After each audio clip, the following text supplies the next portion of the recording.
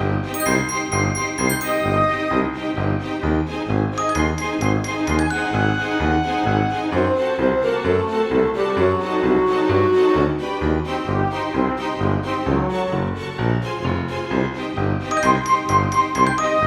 everybody, what is up and welcome back. Today I am going to be sharing with you guys my top 10 tips for when I'm planning a Disney vacation that I use and that you can use too. So if you guys want to know all the tips and tricks for Disney World, then just keep watching. All right everyone, I have my 50th Spirit jersey that is iridescent that we got back in August as I am prepping and getting ready for our next trip in the next couple of months. So I wanted to share with you guys the top 10 things that I look at and that I keep in mind when I'm planning my trips. Now, we go 1 to 2 times per year. We've gone anywhere from 3 days to 10 days and everywhere in between. I have everything on note cards so that I don't forget anything, but here we go. So tip number 1 is you want to look at when to go and how long to go.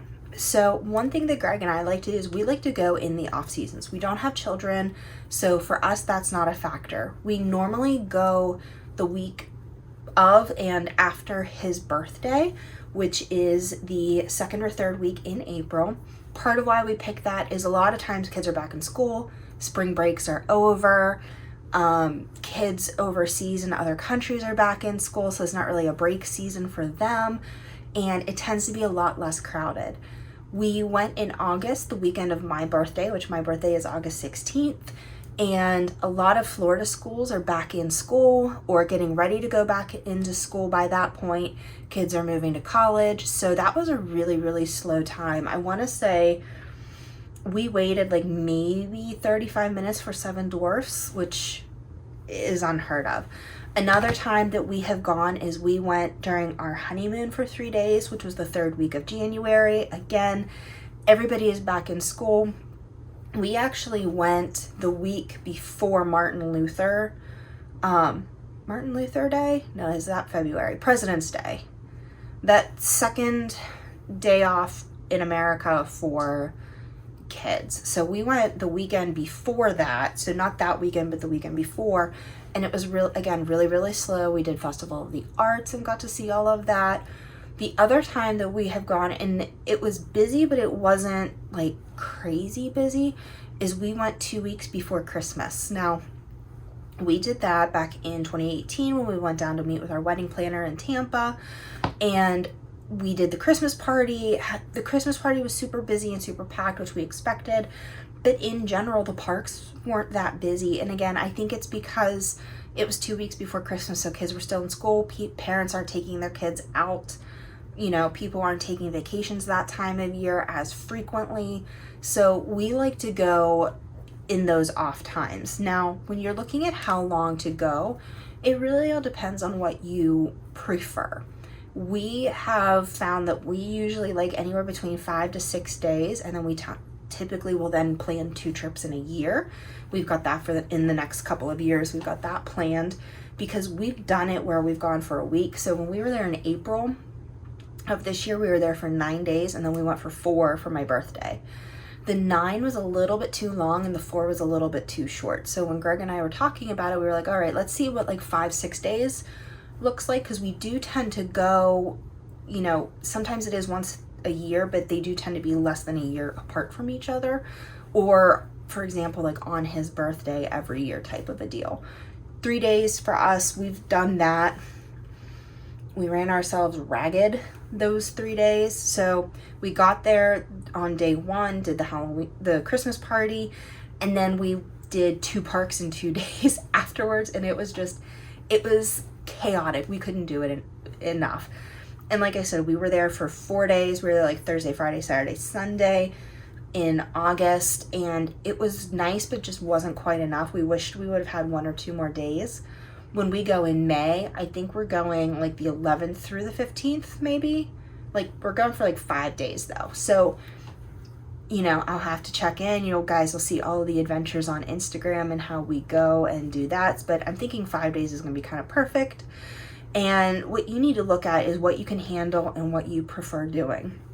A lot of times when people go to Disney World, they either haven't been before or they haven't been in a long time, and they try to pack everything in to see everything and do everything in one trip.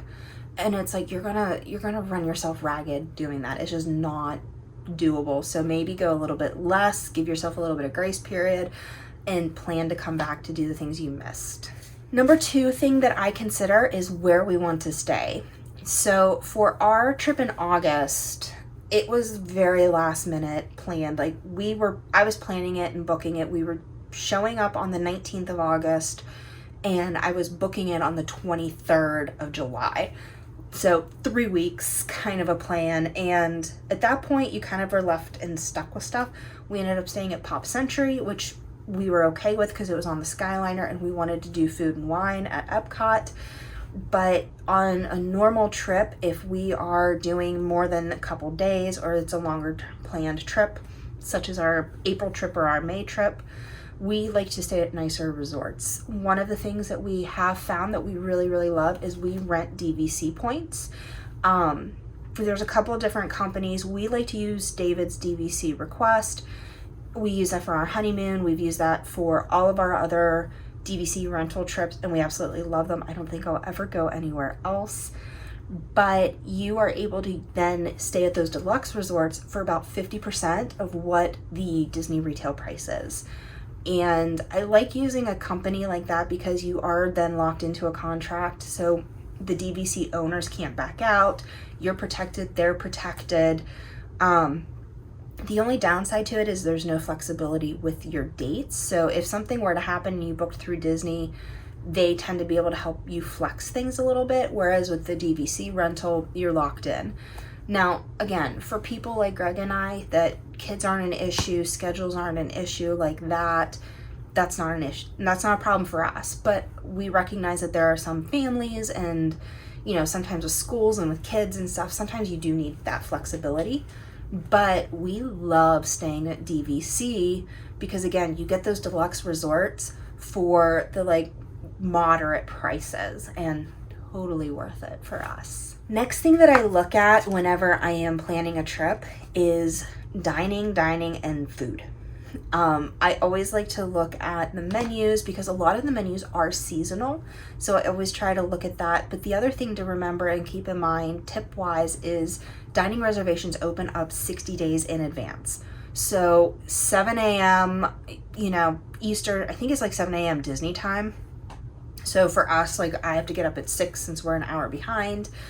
60 days out, you want to book those reservations because there are some reservations that will book up you can't even believe. Oga's, Ohana.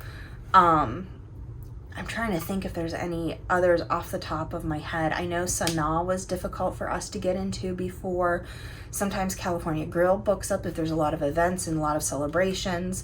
But make sure you book those. One thing to note is if you think you want to go to a restaurant but you're not sure and haven't had a chance to look at the menu, I have booked it and then I've canceled reservations. So as long as you cancel them 24 to 48 hours in advance, and that depends on, the restaurant. They all have their own different policies and stuff, especially the Disney Springs ones because they're not all owned by Disney.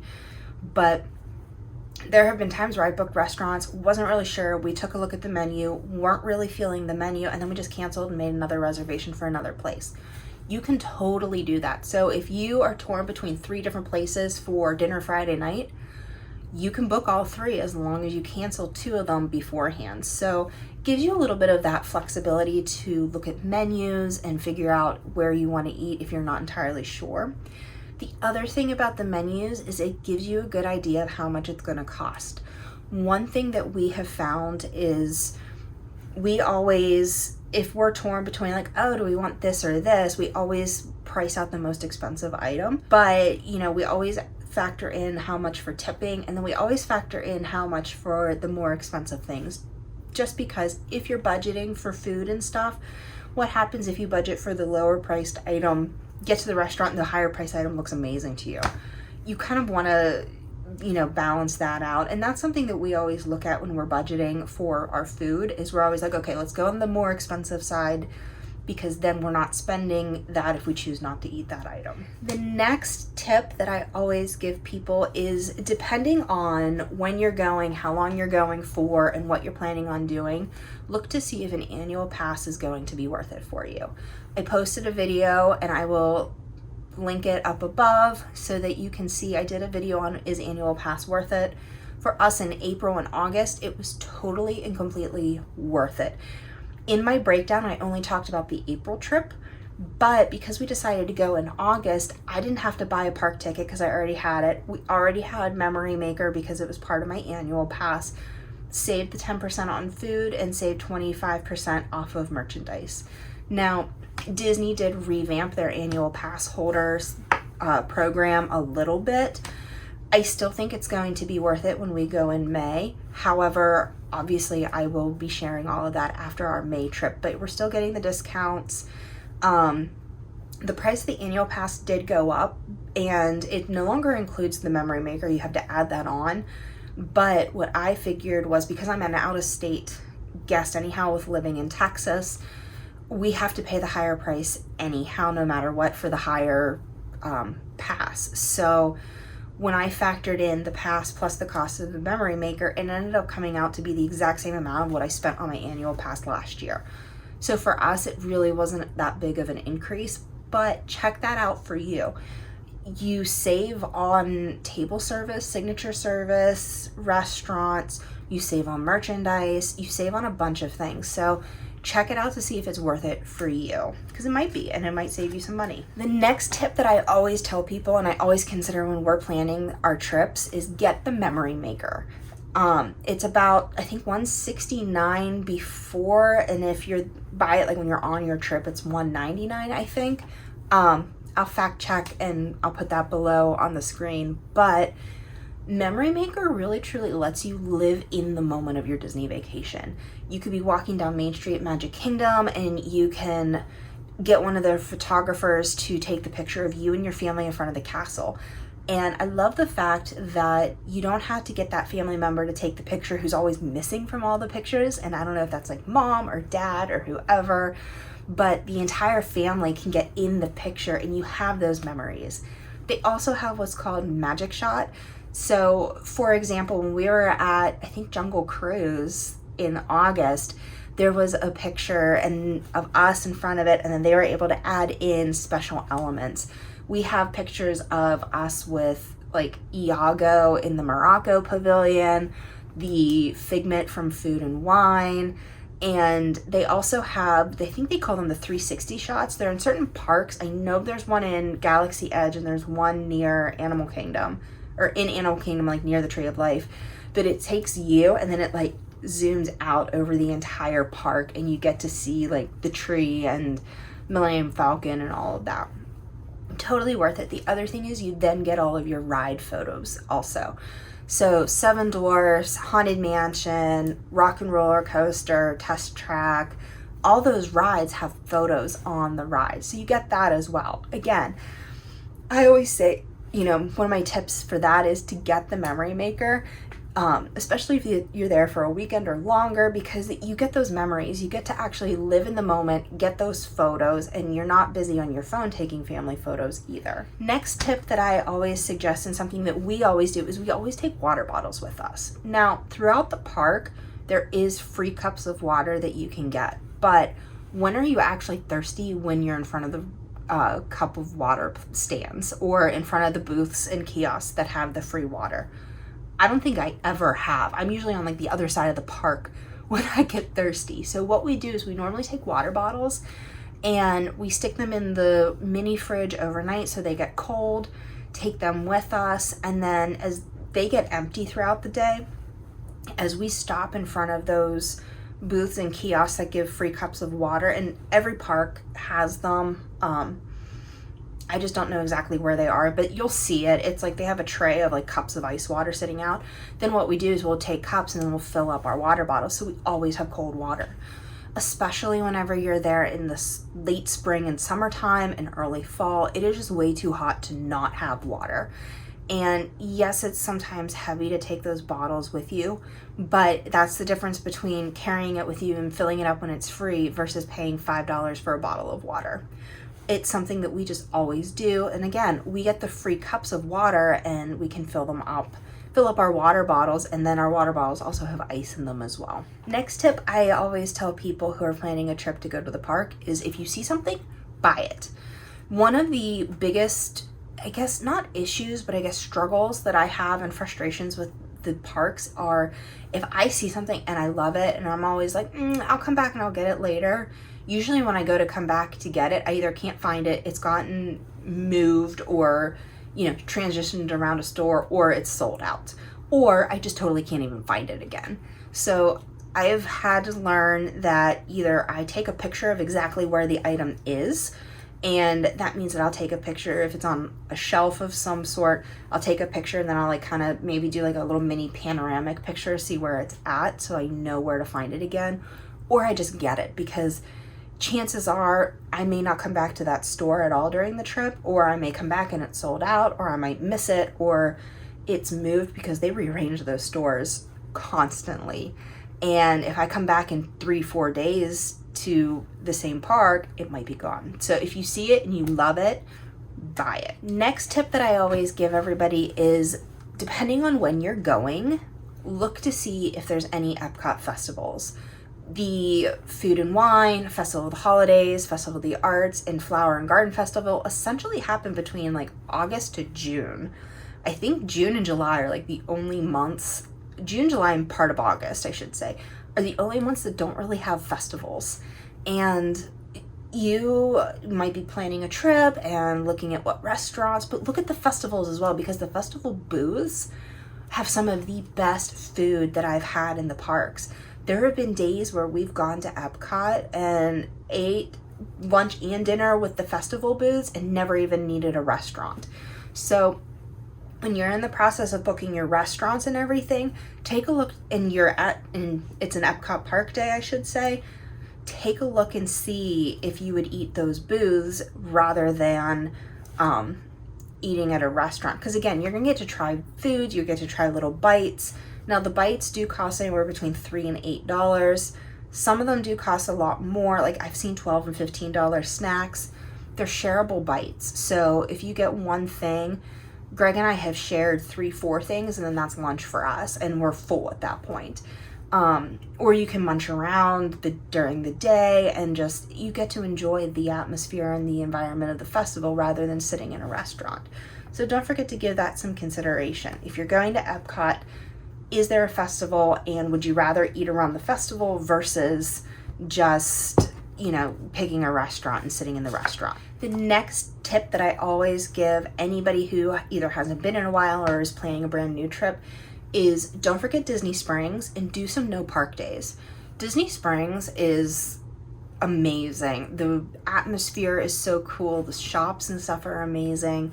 The World of Disney is there, Days of Christmas. You get some very unique stuff at Disney Springs you can't even get in the parks, but there's also different shops and stuff, so if you've forgotten something, you can most likely get it there. But also give yourself some non-park days. It is a lot of walking, it is a lot of pavement, it's a lot of sun, it's a lot of being outside with minimal to no shade.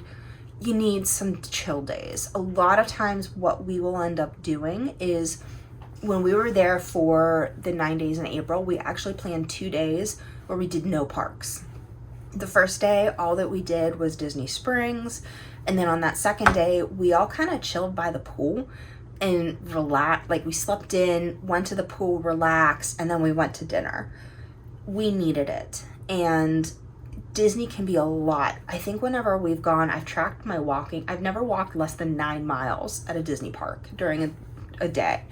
So make sure you plan time that you're relaxing, you're outside of the parks, or maybe at Disney Springs. And even then, Disney Springs can be a lot of walking, but there's also a lot more seating and benches and stuff that you can sit at Disney Springs versus at the parks. But give yourself some of that break. The final and tip number 10 that I always give to people, and I always consider whenever we go, is planning some luxuries. Splurge on some luxuries. Some of the things that we love to splurge on is we found a car company that actually picks us up at the airport, takes us to our resort, and then takes us back to the airport. And it's about $150 round trip for up to 4 people with luggage. So it's the same price whether it's 2 people or 4 people. If you follow along on my Instagram, you'll know that it was just Greg and I in August, but then it was Greg and I and then our friends Matt and Liz in April. And it was amazing. Like, yes, you could use Magic Express until the end of 2021, and it would be about, I think, like what, $32 round trip starting in January for their transportation system. So it's like $64 compared to $150. But at the same hand, you get driven straight to your resort, picked up, dropped off. It's much more relaxing, it's much more low-key, and it's not on a bus where you're making multiple stops when you just want to get to your resort. So that is a splurge that we always do. We started doing it a couple trips ago, and we basically decided this is just going to be a standard for us. But splurge on some luxuries. It's a vacation. It's fun. It's, meant to take care of you. So in addition to that, if it means planning a date night and dressing up and going to a signature restaurant, do it. Take that time. Splurge on a couple of things. I like to buy Dooney and Burke's, or I like to buy like the really, really fancy ornaments. That's okay. Again, if you plan for it and you budget for it whenever you're planning your trip, totally worth it. But it makes those trips that much more special. Greg's birthday was his 40th birthday in April, and it was amazing that it was like we got a private car that picked us up at the airport and took us to the resort, and then we had a bunch of surprises for him, and we did signature restaurants, and just, we did all those extras, and it just made the birthday trip, and it made the trip magical for us. We didn't have to worry about anything. We didn't have to do anything that, we didn't really plan for, or we didn't want to.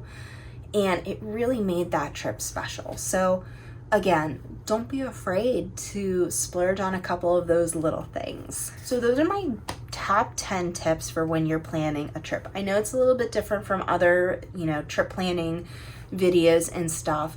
But those are those things that I consider when I'm planning a trip. If you have any questions about planning trips to Disney World, please don't hesitate to let me know.